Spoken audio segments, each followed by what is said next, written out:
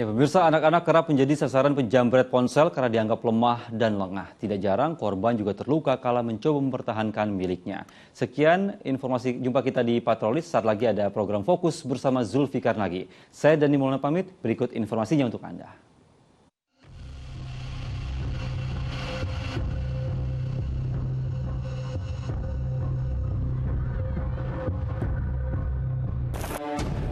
Rekaman kamera pengawas memperlihatkan sebuah sepeda motor menyeret seorang remaja putri di kota Medan, Sumatera Utara. Korban terseret motor sejauh 50 meter lantaran mempertahankan ponselnya yang dijamret. Meski pelaku dapat ditangkap warga, korban yang masih duduk di bangku SMA tersebut terluka. Peristiwa serupa nyaris terulang di Kelurahan Candi, Semarang, Jawa Tengah. Korban yang masih bocah berupaya mempertahankan ponselnya yang dijamret seorang pengemudi sepeda motor. Akibatnya, ia hampir jatuh terseret. Sebelum dijamret, sang bocah sedang main game di ponselnya di pos ronda. Lalu datang pelaku yang berpura-pura menanyakan alamat, lantas merampas ponsel korban dan kabur. Kejadian demi kejadian terus terulang dengan korban anak-anak yang tampaknya jadi sasaran empuk bagi pelaku jamret. Kebanyakan korban yang diincar adalah anak yang bermain ponsel di tepi jalan.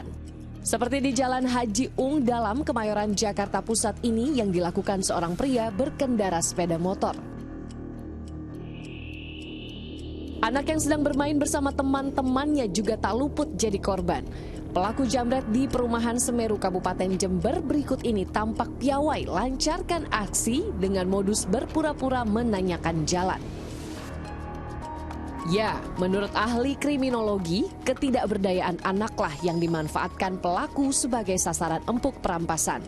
Pelaku kejahatan, kenapa memilih anak? Karena anak rentan dianggap lebih lemah. Tidak bisa melakukan perlawanan ketika kejahatan dilakukan. Anak cenderung lebih pasif, tidak bisa melakukan perlawanan, maka mereka memiliki rasa aman yang lebih tinggi ketika anak dijadikan sebagai target sasaran.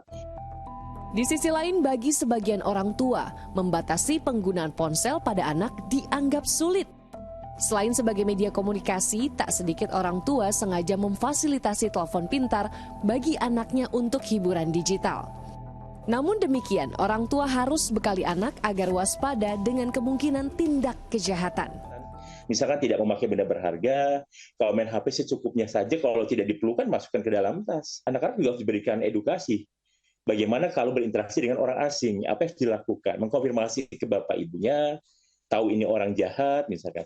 Jadi sudah dimunculkan awareness gitu ya.